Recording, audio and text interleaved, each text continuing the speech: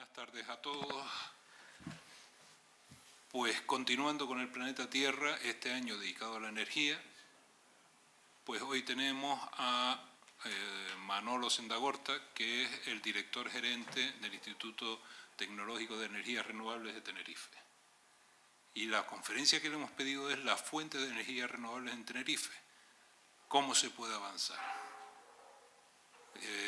Yo creo que Manolo no necesita mucha presentación, pero vamos, el ITER es Manolo y Manolo es el ITER. Prácticamente, si no es por Manolo, el ITER sería otra cosa distinta. Hay otras personas que han necesitado o que eran imprescindibles para la constitución del ITER con toda la amalgama de elementos añadidos o de conjuntos. Pero lógicamente sin Manolo hubiese sido otro ITER seguro. Entonces no quiero alargarme más. Manolo, todo tuyo. Gracias, Jorge. Bueno, yo me he preparado una pequeña presentación para ver cuál es la situación de las energías renovables, ¿no? Hago mal. Miren, aquí hay... Esta es la... perdón. Es que el puntero láser está en medio de los dos. Esto es como ha evolucionado la potencia total instalada en eólica. El micrófono, Vale. Esto es como ha evolucionado la instalación de parques eólicos, la potencia total eólica instalada, y esto es la fotovoltaica.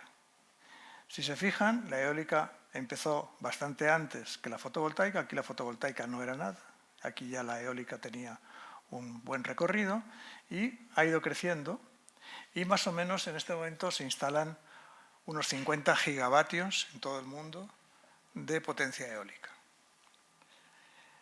En el caso de la fotovoltaica empezó mucho más tarde, pero ha cogido mucha más velocidad y más o menos al año se instalan cerca de 130 gigavatios de energía fotovoltaica, lo cual nos dice pues que en este momento la que tiene más fuerza es la fotovoltaica que la eólica.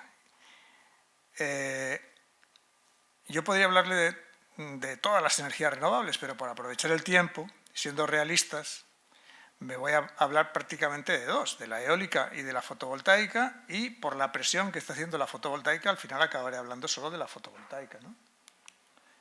Bueno. Ahí ven, esto es la potencia que se instala en el mundo, nueva, de todo tipo de tecnologías. Esta es la energía que se instala de fotovoltaica y esta es la que se instala de eólica. Fíjense que en el mundo se instalan cerca de 250 gigavatios de potencia total, y de los cuales 130, realmente son 130, son solamente de fotovoltaica. Y con el incremento que está haciendo la fotovoltaica, pues bueno, es fácil adivinar que acabaremos prácticamente teniendo solamente instalación fotovoltaica como instalaciones nuevas, ¿no? ¿Eso es porque nos hemos vuelto todos más ecologistas o no? Pues no. Eso es porque el precio de la fotovoltaica, aquí ven una previsión de lo que puede pasar, pues que la fotovoltaica se va a llevar el conjunto, fíjense la eólica como está. La fotovoltaica ha más que doblado las instalaciones de eólica y con unos costes muy, muy baratos. Eso ya es una previsión a más plazo.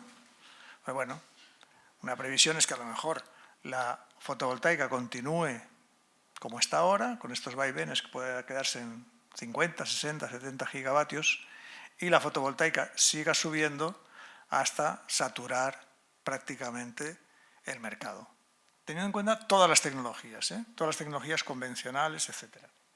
En este momento si no recuerdo mal, habían 20 y tantos gigavatios, fíjese, 20 y tantos gigavatios de centrales nucleares, es decir, unas 20 y tantas centrales nucleares en construcción, y hay algunas instalaciones de carbón que están prácticamente acabándose y han llegado muy tarde, y el resto es gas.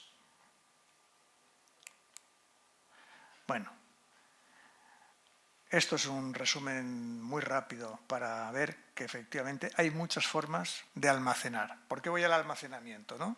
Voy al almacenamiento porque en el momento en que tengamos muchas instalaciones de energías renovables, como no son constantes y no son variables, pero dependiendo de cómo quiera el sol o cómo quiera el viento, no dependiendo de cómo nosotros, hará falta un almacenamiento para poder regular todo eso, ¿no?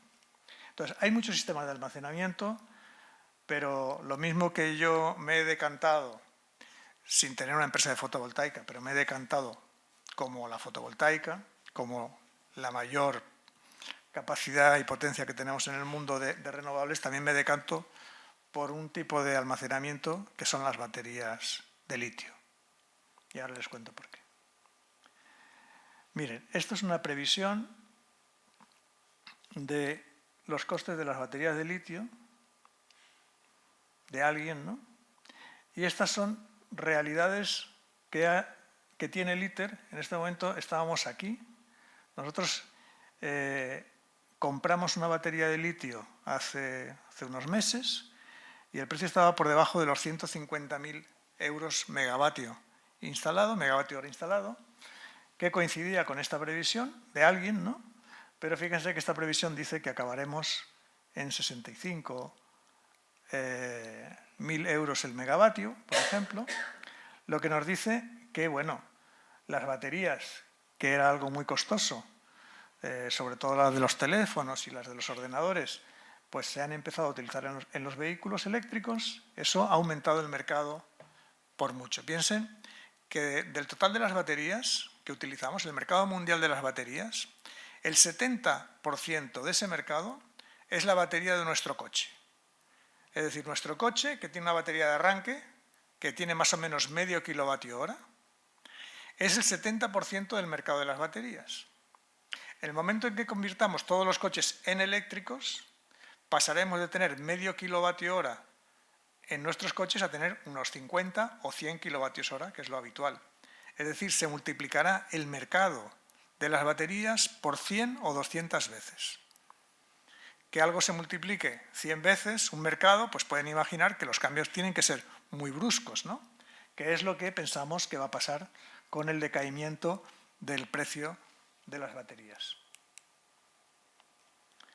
Bueno, aquí alguien se ha dedicado a dibujar cuál puede ser la transición de los vehículos de combustión. Hoy estamos por aquí, ¿no? Pues probablemente sea algo así, ¿no? Ya cada político, cada partido o cada país ha hecho unas previsiones, pero bueno, puede ser algo así. El crecimiento de los vehículos eléctricos tiene unas tasas de crecimiento en este momento del 50%. Hay un par de millones se están construyendo 2 millones de vehículos eléctricos frente a los 100 millones de vehículos convencionales, es decir, estamos en un porcentaje muy bajo, pero la previsión es que, pues con ayudas, sin ayudas, etcétera, etcétera, por el procedimiento que sea, tiene toda la pinta de que todos acabaremos con un coche eléctrico. Yo llevo con un coche eléctrico, yo creo que hace 7 años, y el que prueba repite, ¿no? Son vehículos muy fáciles de llevar, tienen una respuesta instantánea, tienen un par muy fuerte, es decir, que cuando tú le pisas al acelerador con el vehículo parado, tiene una fuerza tremenda para salir, es decir, son todo ventajas, no contamina de rebote, recupera energía en las bajadas y encima es mucho más barato que ponerle gasolina. Aproximadamente, miren, un vehículo eléctrico, bueno, créanselo, es aproximadamente 7-8 veces más barato que ponerle gasolina. Cargando con tarifa nocturna, cargando en condiciones razonables, ¿no? Con lo cual, por eso, porque van a caer el precio de las baterías y porque el mercado se lo pide, pues se va a producir esta curva, más o menos. ¿Por qué me interesan los vehículos eléctricos? Porque hay aplicaciones donde se puede utilizar la gran batería que tendremos de los vehículos eléctricos. Imagínense, en esta isla hay cerca de 1 millón de vehículos. Si cada vehículo tuviera 100 kilovatios hora, pues multipliquen y salen una batería tremenda.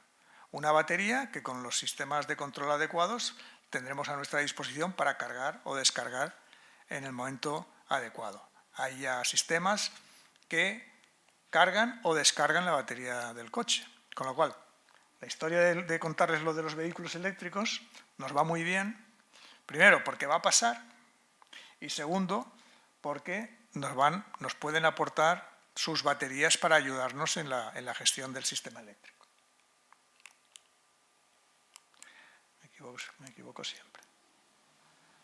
Bueno, esto es lo que decimos, que puede ser los cargadores, hay cargadores bidireccionales y permiten el uso de cada coche como una gran batería que con un gestor de cargas unificado o de la forma que fuera sería posible el tener una gran batería. Con lo cual, bueno, no haría falta tener muchas baterías si se desarrollan los coches eléctricos. Lo que pasa es que yo creo que se va a desarrollar, la velocidad a la que se va a desarrollar la fotovoltaica puede ser un poco mayor, más rápida que la de los vehículos eléctricos. En los vehículos eléctricos hay muchos intereses, ¿no?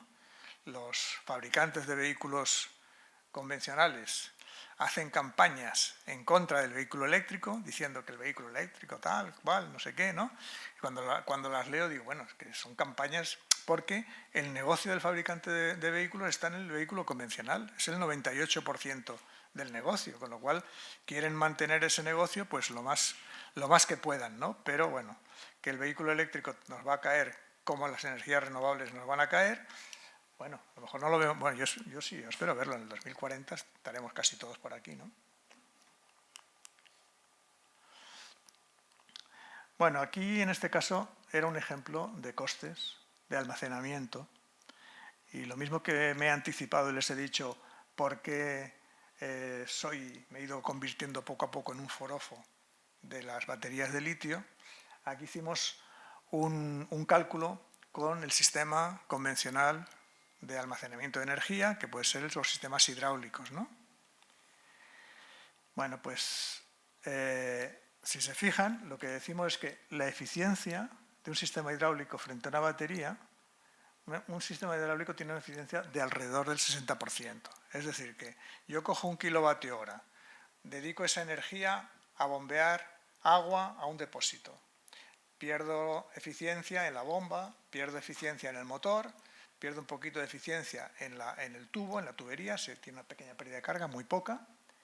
Y luego, una vez que tengo ya el agua arriba, suponiendo que no se me evapora nada, cuando la vuelvo a bajar, pues tengo que volverla a poner a un generador y tengo que volverla a poner a una turbina. Entre pitos y flautas, la eficiencia, en el mejor de los casos, está en el 60%. Mientras que una batería está rozando casi la perfección. Una batería tiene, en términos de eficiencia culómbica, que le llaman, es decir, los amperios hora que se inyectan a la batería son los mismos que salen. Es decir, que si yo le meto 100 amperios durante 1 hora, cuando recupero la energía consigo también exactamente 100 amperios durante 1 hora. Tengo una pequeña diferencia en la caída de tensión, que bueno, depende de cómo trabaje, puedo llegar a un 97% de eficiencia. Bueno, aquí son diferentes conceptos de mantenimiento, amortización, etc. Esto lo he cambiado yo. Las últimas referencias que tenemos en cuanto a la vida de las baterías, estoy por ponerle, en vez de 20, 40 años, porque hemos visto que en el uso de baterías, en grandes baterías, las baterías grandes no tiene sentido hacerles como en nuestro teléfono o como en un coche, que la cargas en 5 horas y la descargas a lo mejor en 1 hora, ¿no? Si el coche lo utilizas, puedes descargarlo en 1 hora o en 2 horas. En unas baterías estacionarias para funcionar y regular el ciclo noche-día, que es lo que nos interesa, ¿no? De día hay energía fotovoltaica que te sobra y la vamos a necesitar de noche, ¿no? Entonces lo que haces es un ciclo diario de 10 horas de carga y 10 horas de descarga. Cargar una batería en 10 horas y descargarla en 10 horas es un ciclo muy suave. Ese ciclo muy suave implica una vida larga de la batería, con lo cual en los últimos cálculos que yo estoy haciendo, la vida de la batería casi se dobla a 40 años, es decir, toda la vida, ¿no? Con lo cual los costes, pues, lógicamente bajarían, este coste casi bajaría a la mitad. Es decir, que yo creo que, primero, porque espero que se desarrollen mucho las baterías, por culpa de los vehículos eléctricos, ese va a ser el gran mercado. Los costes están bajando. Nosotros estuvimos, las baterías que acabamos de comprar, nosotros hemos licitado unas baterías puestas en Tenerife. Lógicamente las hemos licitado a un chino, bueno, a un intermediario español, pero el que lo ha vendido era un chino, y nos las han puesto a 147.000 euros megavatio hora. Cuando estuve en China, el año pasado, el chino me dijo que para este año bajaban a 90.000. Plus, y me lo decía con todo el dolor de su corazón, porque decía que no podía hacer otra cosa porque la competencia estaba muy dura y iban a bajar los precios. Cuando le pedí o le pregunté sobre mejoras energéticas, es decir, sobre aumento de densidad energética, me dijo que eso iba mucho más lento. Ellos veían más claro la bajada de precio que la mejora tecnológica de las baterías, ¿no? Porque esa es otra cosa, ¿no? Para los coches eléctricos, las baterías que tenemos son razonablemente malas, pero podemos soportarlas, pero para otras aplicaciones las baterías son todavía muy pesadas con respecto a la gasolina, ¿no? Entonces, eso tardará más, el tener baterías de mayor densidad energética, pero lo que va a ir más rápido es la caída de costes, con lo cual eso nos abre la oportunidad de emplear baterías en régimen estacionario, pues fácilmente, y a unos costes equivalentes o incluso yo diría que menores que el almacenamiento convencional. De ahí que yo digo que, bueno, que las baterías van a pegar muy fuerte, porque además hay otra cosa, las baterías son modulares. Yo puedo poner 5 megavatios aquí, 5 megavatios allí. En coste no me representa una gran diferencia el tener una gran batería a tener 10 baterías pequeñas. En los sistemas hidráulicos es una gran obra, con un impacto ambiental grande y con unos plazos de proyecto e instalación muy largos, de cerca de 10 años. Con lo cual, con estas previsiones que se hacen de bajada de baterías, yo hablaba del hidráulico porque hay un proyecto hidráulico en China, Soria, en Las Palmas, para hacer un sistema de almacenamiento, que lo está liderando Red Eléctrica. Pues a lo mejor dentro de 10 años, hoy ya yo creo que ya es comparable un coste con el otro, y dentro de 10 años pues ni te cuento, ¿no? En fin, la vida va cambiando a toda velocidad. Bueno, esto es una foto de unas baterías de plomo que tenemos en el ITER. Son 4 megavatios lo que tenemos. Y yo no sé si tenemos alguna foto. Bueno, estos son los inversores. Bueno, tengan en cuenta que nosotros en el instituto compramos esta batería para poder regular el consumo interno del ITER, para intentar no consumir energía de fuera. Esas baterías de 3 megavatios o de 4,25 megavatios están en una sala y me equivoco siempre. Y luego esas baterías, utilizando estos inversores, que son los equipos que utilizamos habitualmente en la fotovoltaica para inyectar la corriente continua a corriente alterna, con un poco de software, el hardware es el mismo, con un poco de software son reversibles. Estos equipos son reversibles y lo que hacen es coger la alterna de la red y rectificarla y mandarla a las baterías. O al mismo tiempo, sin transformadores ni nada, si las baterías tienen aproximadamente unos 700 voltios, las tensiones son las adecuadas para que con estos 700 voltios de continua yo coja la continua y la inyecte a la red en alterna. Es decir, con este equipo hago toda la interface de esas baterías, ¿no? Y aquí ven una foto del primer módulo de las baterías de litio que estamos montando. las baterías de litio tienen un pequeño problema con respecto a las baterías de plomo, ¿no? Las baterías de plomo se conectan todas en serie y bueno, no hace falta monitorizarlas cada vaso, sino que las pones todas en serie y más o menos funcionan. Les haces unas cargas de equilibrado que lo que hacen es que la pequeña diferencia entre una y otra se compensan de alguna forma y no tienes mucha más electrónica. Pero en el litio es un poquito más difícil. En el litio, cada vaso del litio se puede conectar en paralelo perfectamente, pero en serie se debe monitorizar cada uno de los vasos y se le hace una pequeña equilibrado a base de un poquito de electrónica. Por eso, una batería de este tamaño, esta batería es aproximadamente, esto tiene 40 centímetros por 90, por 30, para que se hagan una idea. Esto es una placa de circuito impreso más o menos de 10 por 5 o un poquito más, ¿no? Entonces, necesitas esa poca de electrónica para ver cada vaso que tiene y en función de eso se le hace un pequeño balanceo a través de estas cargas y en todo caso se monitoriza y se le manda ese dato a la instalación central, ¿no? Eso lo llevan todos los coches eléctricos, no hay forma de evitar eso, ¿no?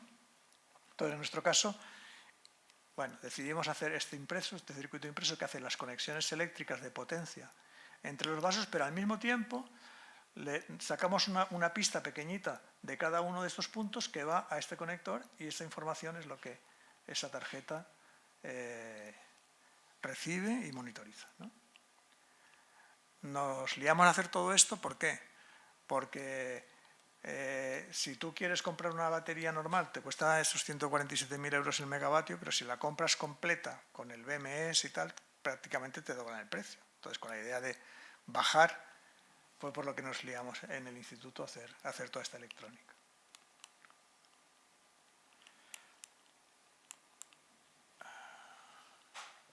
Bueno, entonces, haciendo un resumen de los proyectos que teníamos en el futuro,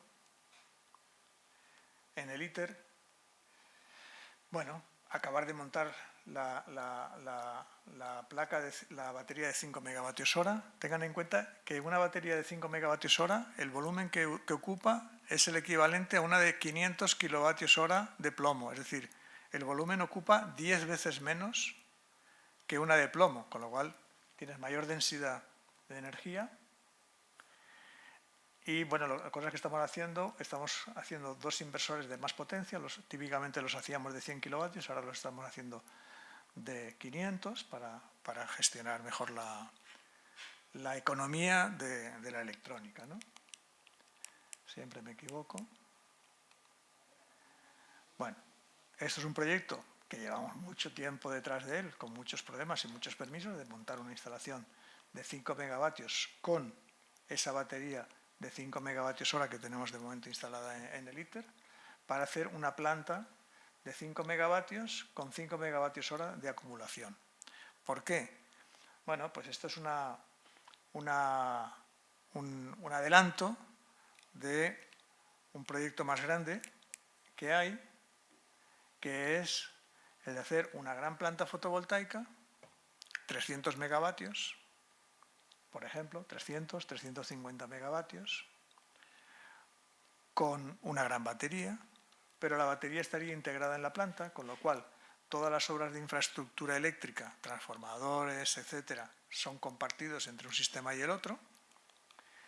Las baterías pueden ir tranquilamente debajo de los paneles de las plantas fotovoltaicas, con lo cual la batería no implica nada. Y, bueno, ahí hay dos ejemplos de costes.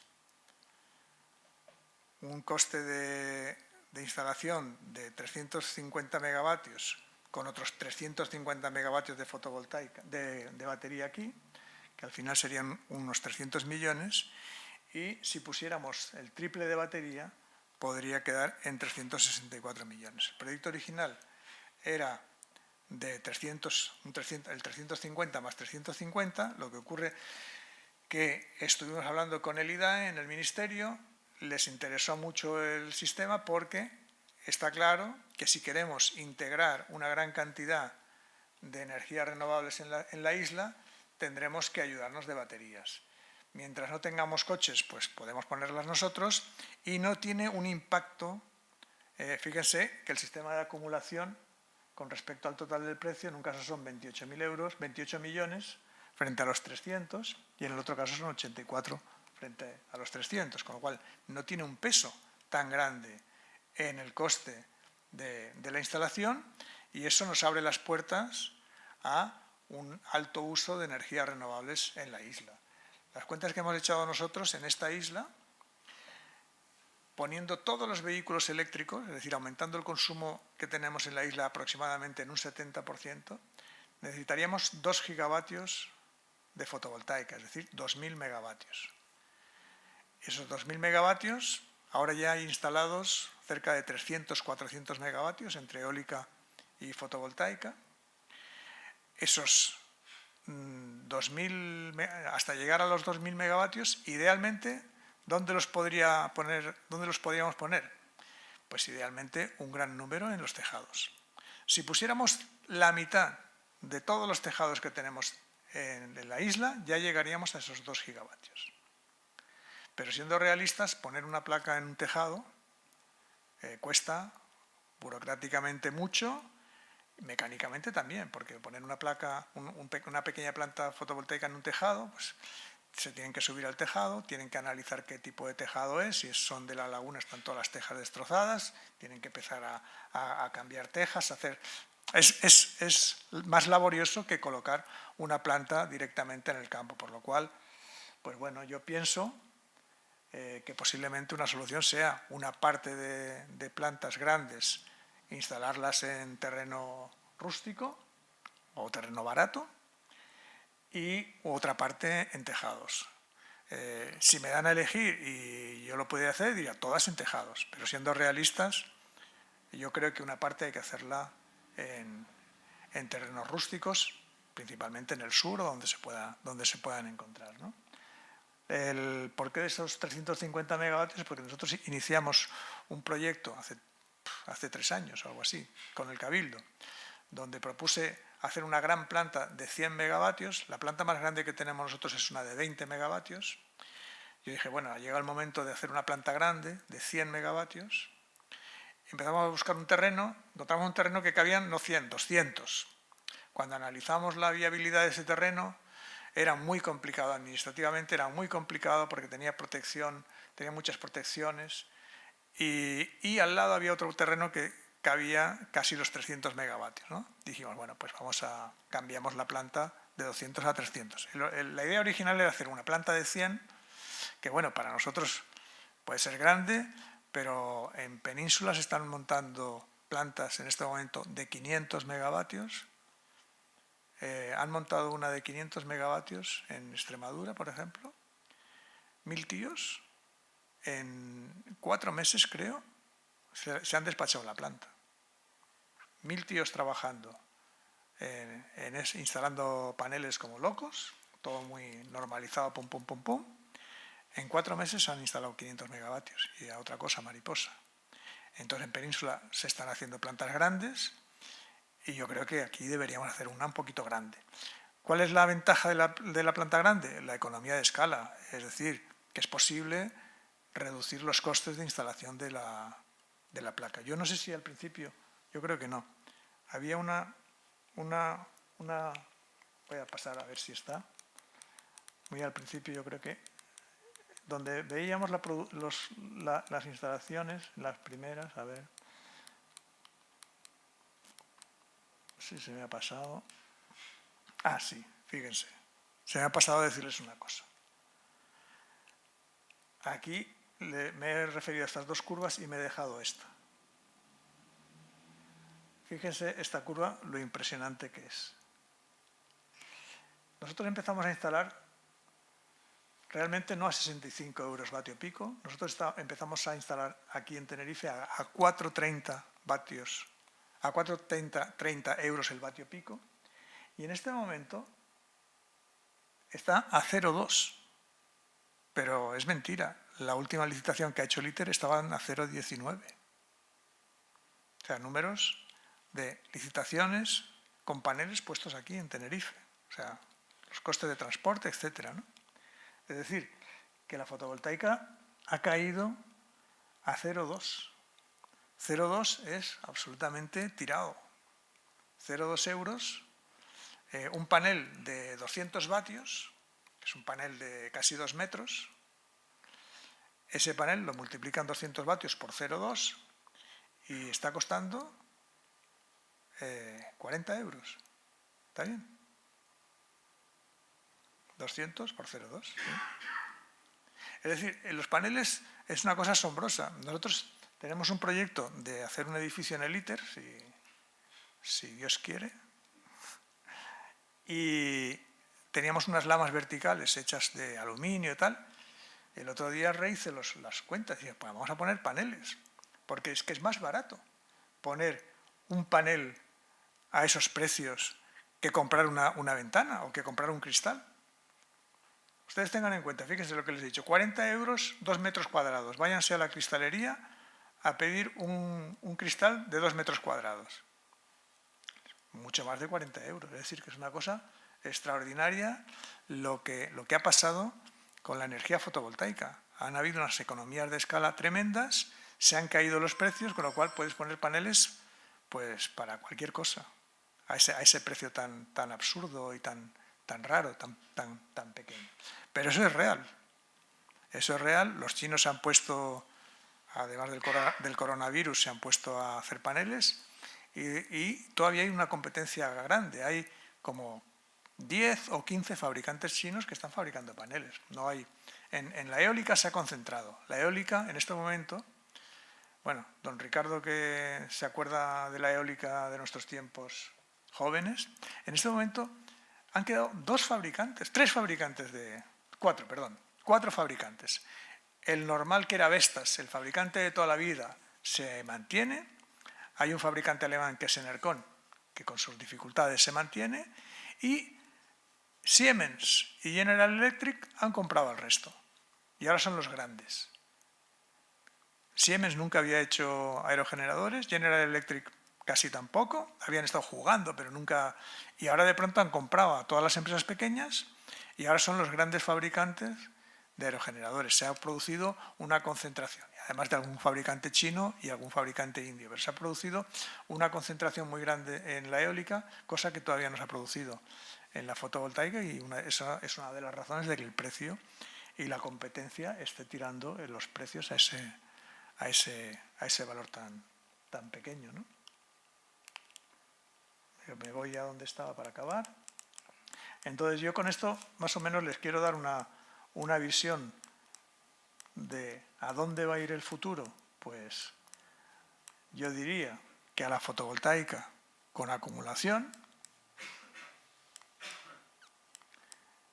y bueno, si conseguimos hacer una planta de este tamaño, una planta grande en un terreno rústico, bueno, son unos trámites más o menos de 3 años, 4 años, ¿eh?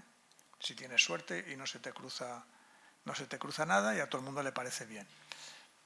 Esto con el anterior gobierno habíamos firmado un acuerdo con IDAE, estaba hablado con el gobierno de Canarias, teníamos todos los vistos buenos. Ahora con el nuevo gobierno estamos volviendo a repensar qué hacer o qué no hacer. Bueno, esto es un ejemplo de la curva de consumo de la isla de Tenerife, por ejemplo. Pues típicamente, esto es por la noche, consumimos menos por la noche. Durante el día consumimos bastante, sobre todo en verano. Y luego a las 8 de la tarde encendemos las luces al llegar a casa, ¿no?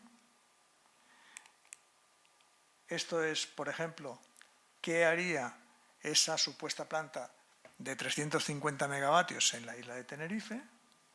Pues un día soleado produciría una energía así, más o menos una senoidal, ¿no?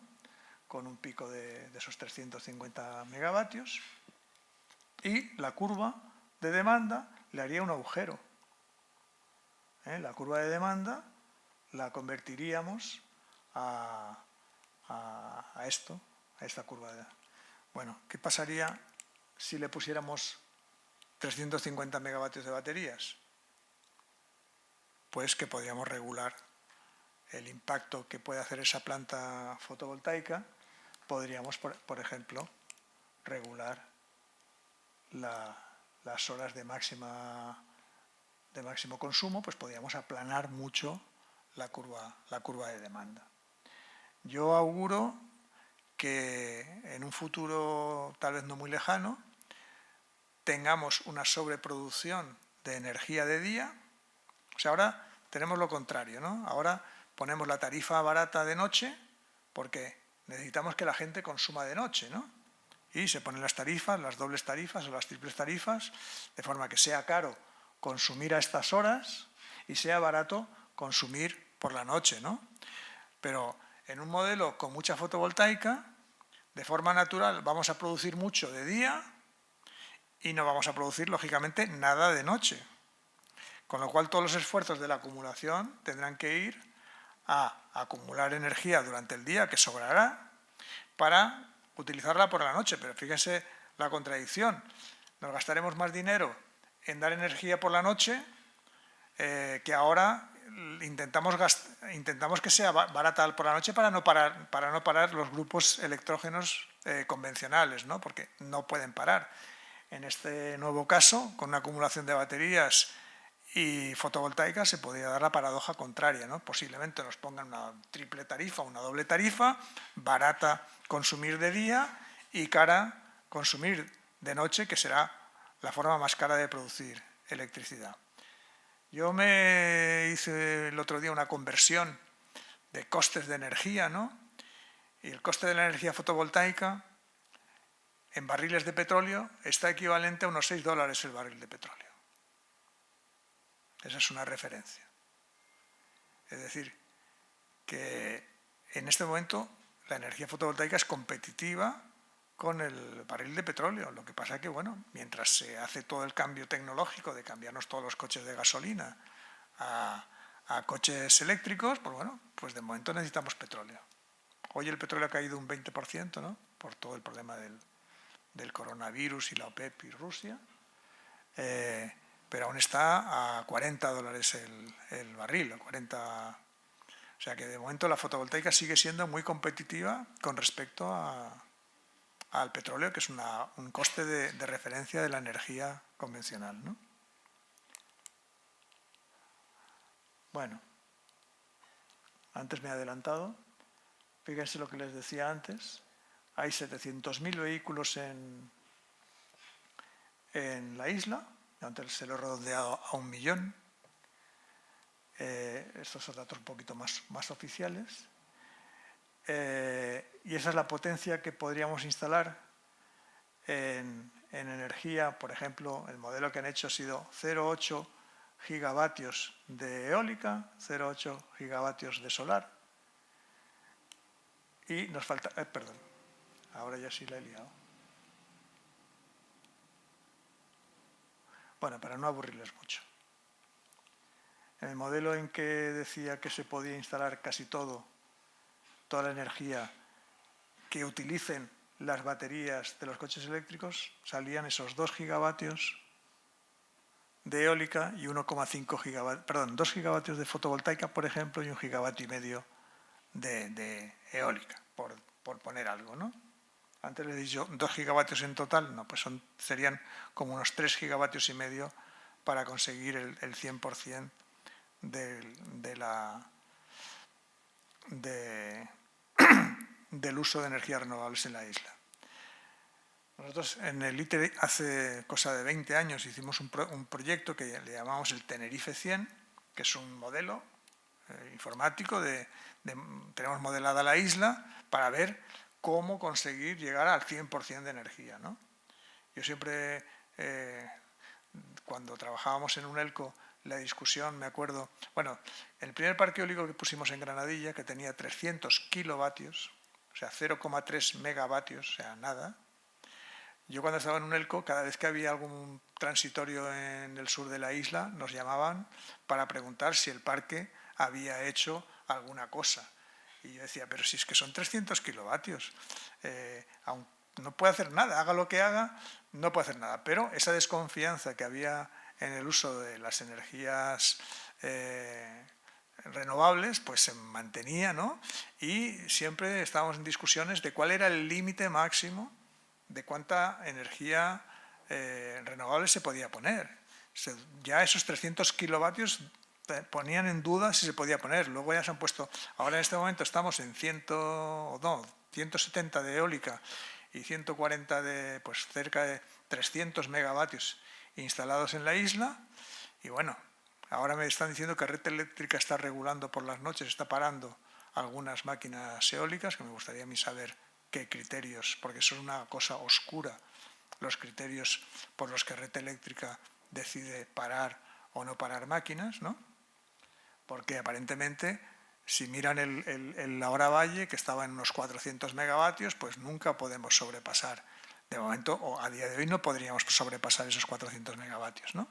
Pero en todo caso, con la instalación de esa planta grande, con esa gran batería, se podían resolver un montón de problemas, ya no solamente de esa planta en concreto, sino esa gran batería permitiría usar a esa batería como un sistema de regulación completo de la isla. No completo todavía, porque, bueno, 1 gigavatio, sí 1 gigavatio ya es importante a la hora de variar y de hacer cosas, pero en todo caso no ayudaría solamente a la planta, ayudaría a todo el mundo, porque es una potencia de reserva de calidad.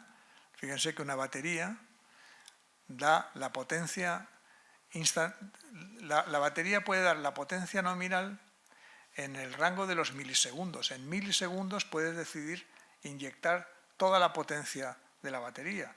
Un grupo electrógeno o una turbina necesita minutos para llegar a la potencia nominal. Si está fría necesita horas, ¿no? Mientras que la batería tiene una respuesta instantánea, con lo cual, además de regular, permitiría estabilizar la red si también fuera necesario. Es decir, tiene todo tipo de ventajas y, aprovechando esa tendencia de caída, que no creo que se produzca como la fotovoltaica, pues si no ya sería la repanocha, ¿no? Pero la caída que tiene toda la pinta de que se está produciendo es una opción muy buena. Y yo creo que con esto es la última, ¿no? Sí. Bueno, pues les he dado así 4 ideas y, bueno, como somos pocos, si alguien tiene alguna pregunta concreta que no le haya quedado suficientemente clara, yo creo que, Jorge, pueden aprovechar.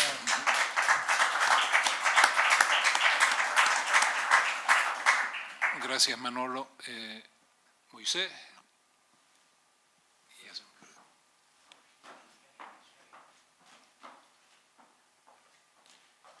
Este señor de aquí. Hola, buenas tardes. Manuel, muchas gracias, sobre todo por la claridad de la exposición, ¿no? Porque son temas que son un poquito arduos y grises y lo haces comprensible, pues, a personas con perfil no técnico, ¿no? Yo tenía 2 preguntas, ¿no? La primera pregunta es sobre las baterías de litio. Comentabas que la innovación tecnológica no iba encaminada por lo que te decían los interlocutores chinos con el incremento en la prestación de las baterías, sino que iba más bien a otra cosa, que era la disminución en coste de producción, ¿no? Pero yo me pregunto, en cuanto a otras 2 variables, como pueden ser el peso y el volumen de las baterías, ¿se está innovando en ese sentido para intentar reducir el peso y el volumen, para poder hacer las baterías un poquito más asequibles para otro tipo de elementos que las puedan precisar? A ver, todo el mundo estamos esperando las baterías de electrolito sólido, que le están llamando, es decir, que el electrolito, normalmente una batería lleva 2 electrodos y un líquido, ¿no? Y una membrana. Hay una tecnología que parece que puede llegar, que ese líquido lo sustituyen por un sólido que permite el intercambio de iones entre los dos electrodos. Si esa tecnología fructifica, aunque yo, por ejemplo, al chino, cuando estuve visitándolo, se lo pregunté y me dijo, bueno, eso sí, pero estamos trabajando en ello, pero no va a ser inmediato, me dijo, ¿no? Pero si la tecnología acaba fructificando, pues podemos tener baterías al triple, o sea, 3 veces menos pesadas que las baterías actuales, ¿no? Las baterías van mejorando poco a poco, ¿eh?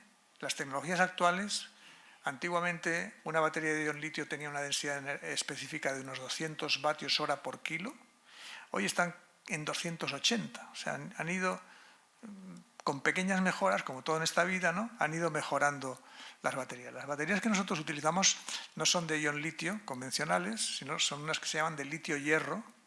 Son un poquito más pesadas que las convencionales, pero la vida es el doble que las baterías de coche o de teléfono, ¿no?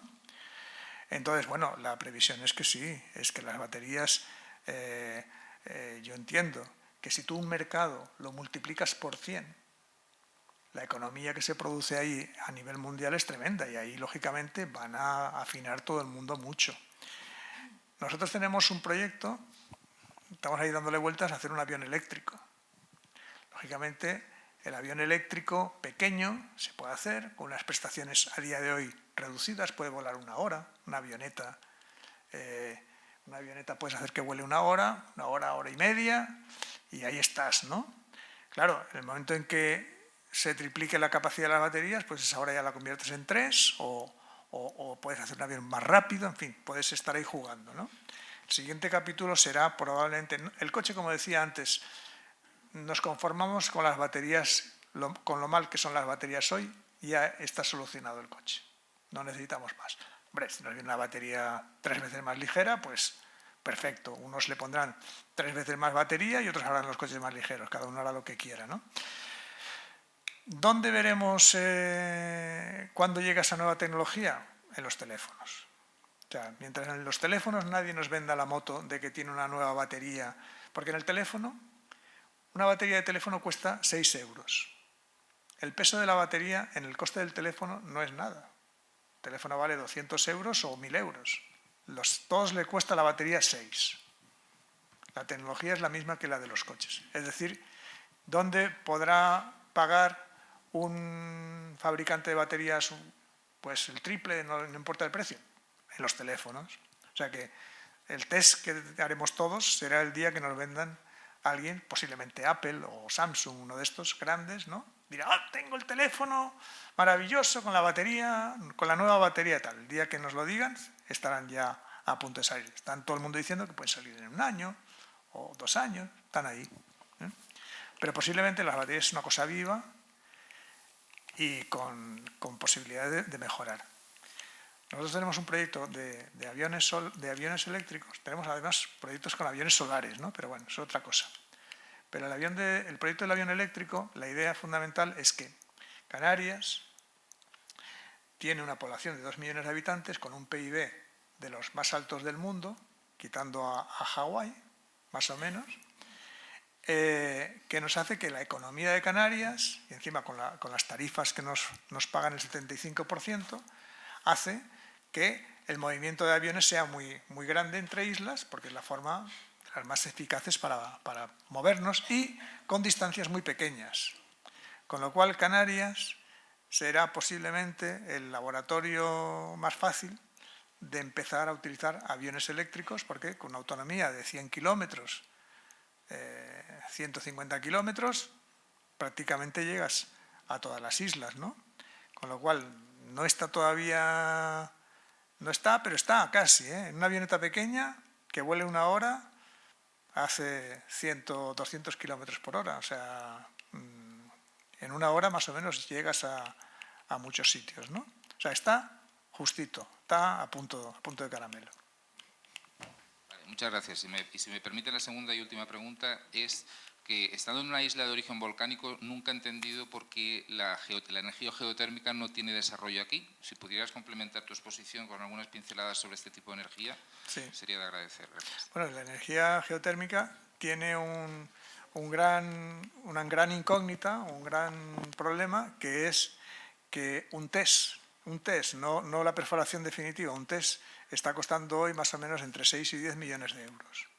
Entonces, en el test tienes alto riesgo de que no sea positivo y entonces hay que buscar a alguien que esté dispuesto a soltar esos 10 millones de euros para ver si hay energía. Pero en este momento, con la brutal caída de la fotovoltaica, el coste de producción de 1 kilovatio hora es mucho más barato producirlo con fotovoltaica que con geotermia.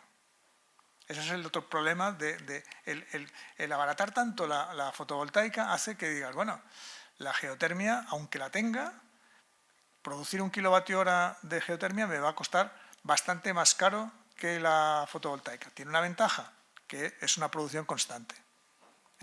Pero principalmente se hizo un test en el Teide, cuando yo estaba en Unelco. Yo creo que Ricardo se acababa de ir de Unelco, o sea, hará cerca de 32 años, 33 años. Se hizo un test que participó Unelco aquí en el Teide y se llegó a 1000 y algo metros y ahí abandonaron porque vieron que el gradiente térmico no era nada halagüeño. Tú, en principio, tú quieres llegar, la temperatura mínima que se tiene que llegar para producir electricidad en geotermia son 160 grados. Si tú no te acercas a 160 grados, no es viable la producción de electricidad. Entonces tú vas penetrando en la Tierra, van midiendo la temperatura, van viendo el gradiente, ¿no? Entonces dicen, bueno, gano 1 grado cada 100 metros. Bueno, un grado cada 100 metros no es nada, porque no llegarás a 160 grados, ¿no? Entonces van mirando el gradiente y con eso pues deciden. En el test que se hizo hace 30 y tantos años, pagado en parte por la Unión Europea y pagado por Unelco una parte, se abandonó a los 1000, creo que 1100, porque vieron que la cosa no tiraba. Ese es el problema de la geotermia. Siempre se hacen estudios, se valora dónde puede haber más potencial, pero al final es el test. Y fíjate que ese test de 10 millones haces una perforación que no es funcional para hacer una central. Ese test es dinero, en el mejor de los casos es dinero tirado para luego hacer una central. Ahí está el pequeño problema.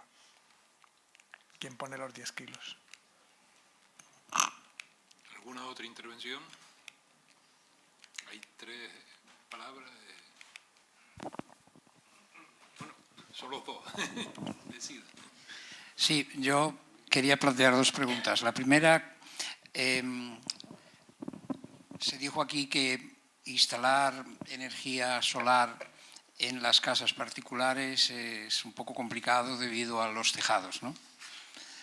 Pero resulta que muchas casas hoy día no tienen tejados sino azoteas, la gran mayoría. Y yo creo que eso facilita el asunto. Y en segundo lugar, quería preguntar por la energía generada en el mar. Aquí ya se habló de la geotermia, vamos pasando una revista a todo. La energía generada en el mar y también la energía eólica a partir de generadores instalados en el mar. A mí siempre me parece que el mismo viento que sopla en el mar sopla también en tierra, porque llega a tierra, me parece, ¿no? Entonces, Más en el mar. Más en el mar, bien. Pero el coste también de instalar, de crear esas instalaciones en el mar, la erosión que la salinidad y todo esto plantea a los materiales, ¿tiene futuro eso? Si no se pone, todos los parques eólicos marinos que se están poniendo son con tarifas especiales en este momento en Europa. Y sobre todo se ponen en el Mar del Norte o en mares pocos profundos para que tú puedas hacer una cimentación con la máquina que llegue al fondo, ¿no? Aquí se ha hecho una máquina en Arinaga, pero es una cosa puntual, es una pequeña montaña submarina que hay en Arinaga, que con 30 metros de profundidad o algo así pueden poner esa máquina, pero no se pueden poner más. El resto son flotantes. Flotantes es mucho más complicado. Flotantes, con el viento y tal, montas un lío de narices. Son más caros y bueno, hay una especie de huida hacia adelante de los fabricantes de aerogeneradores de irse al mar, si alguien puede pagar eso, ¿no? Pero es verdad, tienes la corrosión marina, que todo el mundo, si alguno es marino por aquí y tiene un barco, sabe que está todo el día dedicado a limpiar el barco, porque el mar es así. Y luego el mantenimiento. Tú coges un coche, te vas a un molino, subes para arriba o para abajo. Allí no, es coger un barquito para ir a ver el molino y ir a ver qué le pasa. A veces hacen el mantenimiento hasta con helicópteros. Pues eso, lógicamente, encarece todo mucho, ¿no? Entonces yo creo que es un problema de coste. El molino, en el mar hay más viento. El mar tiene la ventaja de que hay más viento, el viento es más limpio, no hay turbulencias. Y encima el impacto visual, bueno, pues puede ser menor porque están más lejos y a nadie le molesta tanto tener el molino en el mar que tenerlos en Arico, ¿no? Esa es la ventaja, el inconveniente es el coste. Pero a todo esto, la novedad, digamos, de la situación de las energías renovables es el coste tirado de la fotovoltaica, que encima es modular, que lo puedes montar en tu casa. Otra cosa es que administrativamente puedas conseguir un autoconsumo, que se llama, todas las regulaciones. El primer decreto de autoconsumo que hicieron el Partido Popular fue tremendo, eran 400 páginas de reglas, que yo me las salté, me las leí, bueno, no, gente en el ITER, y me montaron una planta de autoconsumo en mi casa porque dije, vamos a dedicarnos a hacerlo. Dimos los 43 pasos que hubo que hacer, de los cuales 43, en 3 tuve que utilizar mis enchufes en Unelco, porque cuando llevábamos 3 meses que no conseguíamos dar el paso, ya llamé al director de Unelco, oye, tal, no sé qué, bueno, sí, pim, y adelantamos. Y en el último paso, que también fue a base de hablar con Unelco, ya estaba todo hecho, estaba todo a 43 pasos, 14 meses de duro trabajo administrativo. En el último paso me dicen que es que no tenían esa tarifa, no la tenían implementada en el ordenador. Es una tarifa que conocían, pero que los de software no la habían metido en el sistema, con lo cual nadie me podía hacer esa tarifa. Y al final, de favor, me la hicieron a mano alguien, no sé, en Sevilla creo que fue. Es decir, que es tremendo. Ahora, el nuevo gobierno ha simplificado en parte todo eso, pero bueno, se puede simplificar mucho más, se debe simplificar mucho más. En Alemania está todo inventado. En Alemania hace 30 años se inventaron los tejados solares y si tú te querías montar una planta fotovoltaica en tu casa, te la montabas sin pagar licencias, sin pedir permisos, la montabas y comunicabas a la compañía eléctrica que habías montado la planta fotovoltaica y tenían la obligación de ponerte un contador. Ese era todo el trámite. O sea, reglas están inventadas, reglas fáciles están inventadas. Las que tenemos nosotros aquí son de película, 43 pasos para montar una instalación en mi caso, de 5 kilovatios. Claro, todo eso, ¿qué hace? Pues que montar una fotovoltaica en un tejado administrativamente es costosísimo, además del problema de integrar la particularidad de cada tejado. Hay aplicaciones más fáciles en tejados de naves. Hay muchas naves por ahí que tienen un tejado limpio tal, y se puede poner. Pero ¿qué ocurre? Con el autoconsumo debes consumir una buena parte de la energía. ¿Y qué le pasa en general a las naves? Que son almacenes que no consumen. No tienen maquinaria ni historias por dentro. Y entonces resulta que el autoconsumo en una nave tampoco salen muy bien las cuentas, ¿no? O sea, es una cuestión de regulación para montarlo en tejados. Gracias. Sí, buenas tardes. Enhorabuena por esa estupenda exposición que has hecho.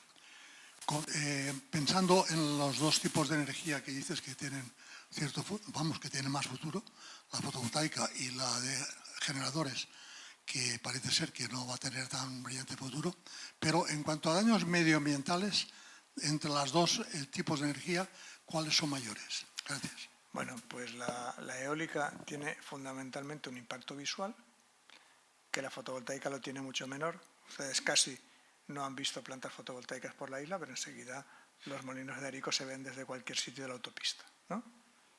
Entonces, nosotros tenemos, por ejemplo, al lado del ITER, una planta de 20 megavatios, una planta razonablemente grande, que no se ve, si solamente la ves si subes a montaña pelada o la ves desde un avión, ¿no? Entonces, el impacto visual para la población, yo creo que la fotovoltaica es menor en suelo, en tejado, bueno, pues cambiar el color del tejado, lo verás negro en vez de rojo,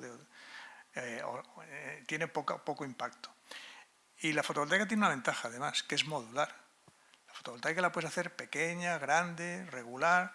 Son módulos que tienes que ir poniendo de uno en uno. Más módulos, más módulos, más módulos. No tienes ninguna otra economía. No puedes hacer nada. No puedes comprar un supermódulo enorme. No, módulos pequeños, pum, pum, pum, vas poniendo, ¿no? Entonces, el impacto... y bueno, la eólica tiene un poquito de ruido si vives cerca. Y la fotovoltaica no lo tiene, ¿no? Pero es el impacto visual principalmente.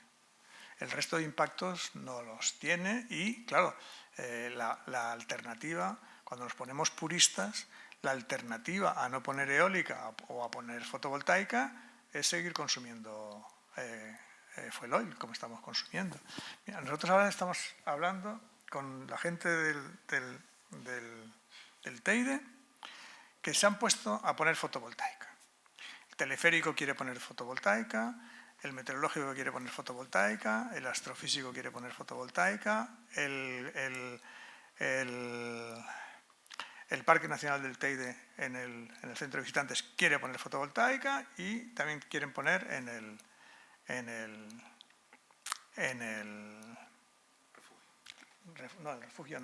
Parador. Todos quieren poner fotovoltaica, pero nadie quiere que tenga impacto visual. Y bueno, algo tenemos que hacer, algo tenemos que decidir. Se puede hacer que tenga un impacto visual bajo, se pueden escamotear como veamos, pero bueno, todo no puede ser, ¿no? Entonces, de todas formas, yo creo que el Teide está obligado a poner fotovoltaica porque la huella de carbono tiene que desaparecer. En el Teide hay un montón de emisiones de CO2, aunque lo que me decían es que el Teide de forma natural emite más CO2 que toda la actividad humana. Pero eso es así, pero... Entonces, hay que tomar decisiones. Yo en el ITER, cada vez que encuentro un tejado vacío, le pongo una fotovoltaica.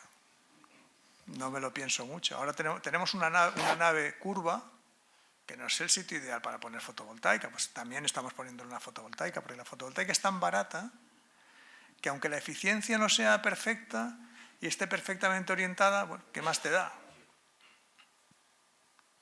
El otro día, en el edificio que tenemos planteado, es un edificio circular que tiene 1 megavatio en la cubierta y en la parte vertical prácticamente no aporta nada. Frente a la cubierta, la parte vertical no aporta nada, pero ya les digo, como eran tan baratas las plantas, estamos rehaciendo ahora la cubierta vertical y la cubierta produce nada, pero son tan baratos los paneles que el otro día estuvimos haciendo cuentas que nos sale rentable poner la cubierta vertical.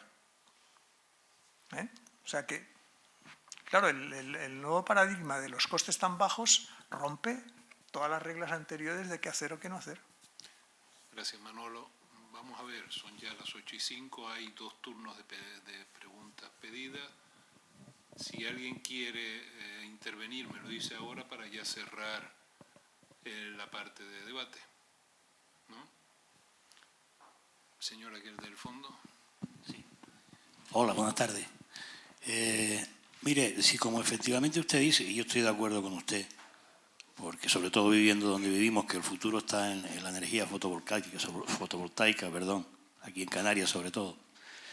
¿Cómo es que, o es mi sensación, mi impresión, ¿no?, de que las empresas siguen todavía invirtiendo en los dichosos molinos, o es la sensación que aquí a mí me da, que cada vez que voy para el sur veo más molinos y más molinos?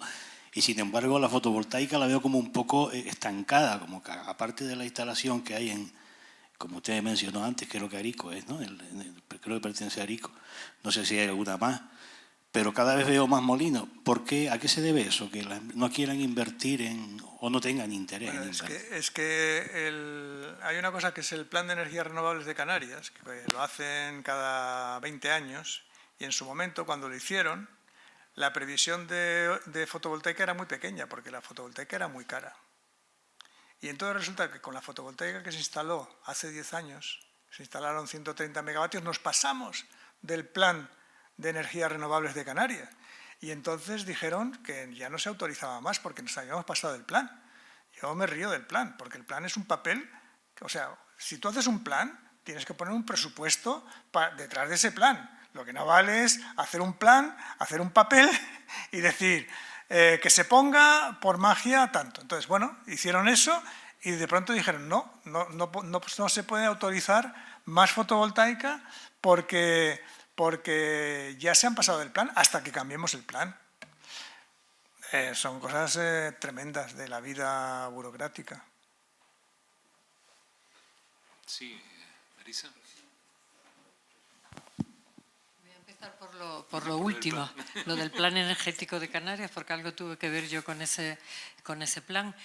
Se puso lo que se puso porque era la situación del momento, pero hay una cosa que se puso en el plan, que dadas las variaciones que se estaban produciendo y que se preveía se iban a producir, tenía que actualizarse anualmente. Tenía que actualizarse anualmente, cosa que no se hizo. Yo quiero recordarte, Manolo, que cuando si hicimos el plan era renovar otro que hablaba todavía del carbono. Es decir, que estaba hablando, es decir, hubo un cambio importante, pero dada la situación que se estaba produciendo de cambio constante, se puso que había que actualizarlo anualmente, cosa, insisto, que no se ha producido. Pero bueno, no iba por ahí yo.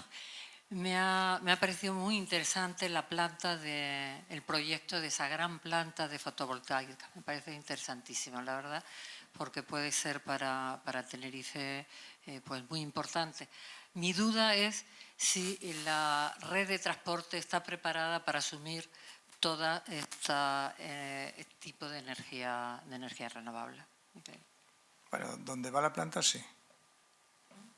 Donde va la planta, en principio donde estaba previsto, estamos en un nudo que está toda la potencia ahí. Otra cosa es que luego Red Eléctrica nos diga lo que quiera decirnos, ¿no? Pero físicamente está pensado para que esa dificultad no tengan demasiadas excusas para no dejarlo, ¿no? Yo creo, hice una conferencia sobre baterías donde estuve hace 6 meses o así en el ITER, y estaba allí Red Eléctrica. Era más o menos esta, ¿no? Y se quedaron bastante impresionados porque ellos tenían referencias de baterías, pues de las de hace un año o algo así sería, ¿no? Entonces les actualicé las referencias, les actualicé los precios y se quedaron por lo menos pensando. Luego tuvimos una reunión posterior con Red Eléctrica y realmente yo creo que estaban casi convencidos. Lo que pasa es que, claro, tú no convences a uno que cree que lo mejor es hacer una cosa, convencerlo de lo contrario. Pero lo que pasó con el plan de energía renovable era correcto. Cuando los paneles costaban a 4 euros el vatio pico, nadie podía pensar que se iban... Yo no pensaba nunca que podían caer por debajo de 0,2. Eso era, no sé, es como si un coche ahora te cuesta 10.000 euros y mañana te cuesta 500. Dice, es imposible, el coche no puede costar 500 euros. Las placas han bajado más de 20 veces, desde las últimas que se montaron hace 10 años, más de 20 veces, lo cual es una cosa extraordinaria, ¿no? Y lógicamente casi imposible de predecir, ¿no? ¿Y tú qué me decías? Además de... No, era que yo tengo mis dudas que la red en la isla de Tenerife esté preparada para asumir toda la energía no continua que tienen Sí, pero es que con tipo de baterías... energía, pero tendrá que buscarse la fórmula es que además con baterías... Tendrá que buscarse la fórmula. Con ¿no? baterías, la red de transporte me refiero yo. Con baterías eres muy suave. Con baterías, es más, en ese punto sería muy bueno una gran batería porque estabilizaría la red, regularía.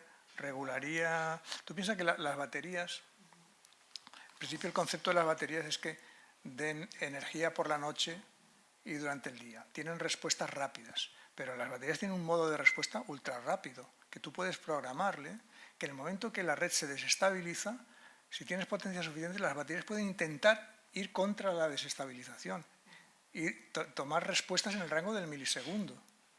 Con lo cual tú dices, ¡ay! Tengo una subidita de tensión de no sé qué, ¡pum! Le pego un consumo fuerte para contrarrestar esa subida. Es decir, que las baterías tienen la capacidad de poder intentar estabilizar cualquier transitorio. En principio no hemos pensado en eso, pero lo pueden hacer, ¿eh? Perfectamente. Bueno, yo sí lo he pensado.